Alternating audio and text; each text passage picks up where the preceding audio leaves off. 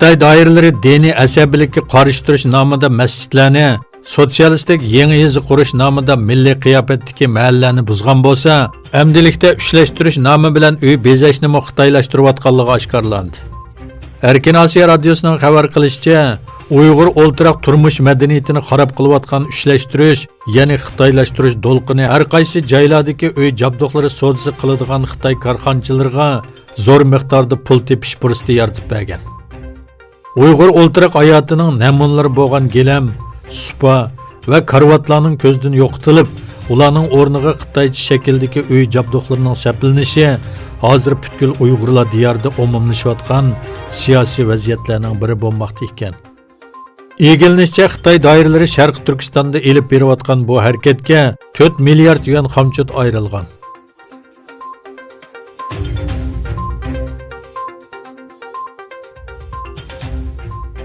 Türkiye'nin Kayseri şehrida Sharq Turkistonda sog'lomlik va hayotga qarshi elib berayotgan tajovuzchiliklar nomida yig'in o'tkazildi.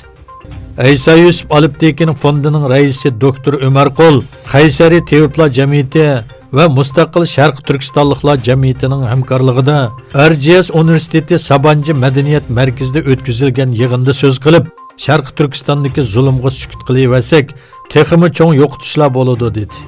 O bugün milyonlarca kişinin fakat musulman deganligi uchun lagerlarga qamalganligini, buning inson qalbidan chiqqan bir qilmish ekanligini bildirdi.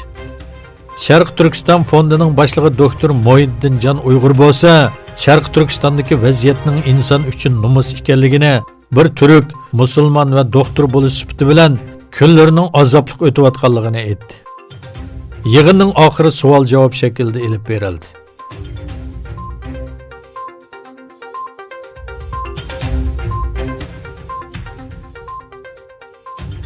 2020 yılı 9 yanvar kech soat 7'de Gollandiyada o'ltirishlik Aysa Qarajim, Rajab, Ablikim ham Avstraliyadan kelgan Hörgül xonim va qizlari birlikda Sharq Turkiston informatsiya markazini ziyorat qildi.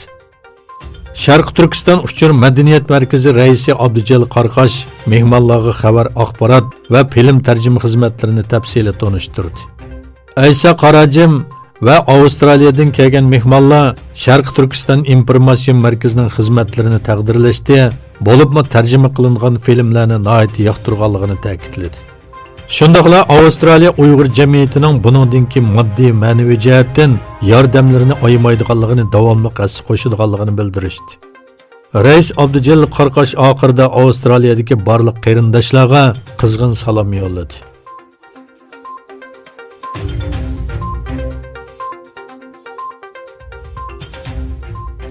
Eronda tushib ketgan Ukraina aviatsiyasiga tava aeroplanga aloqador tekshirishlar davomlashayotgan bir paytda Yevropa Ittifoqi tashqi ishlar ministrlari O'rta Sharqda yuz berayotgan ishlarni muzokara qilish uchun Bruselda jam bo'ldi.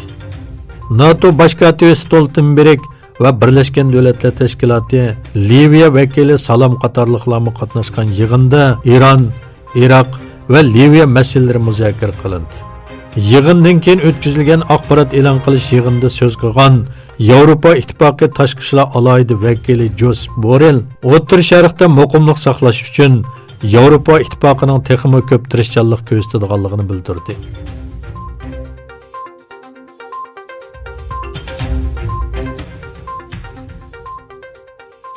Amerika Avam Palatasining boshlig'i demokratchi Nancy Pelosi Prezident Trump haqidagi vazifasidan iptashlash delosining oldimizdagi hafta kengash palatasiga avatilishini tasdiqladi. Trumpni ayblash tartibining davomi Cumhuriyetçiler ko'p sonliqni egillagan kengash palatasida davomlashadi.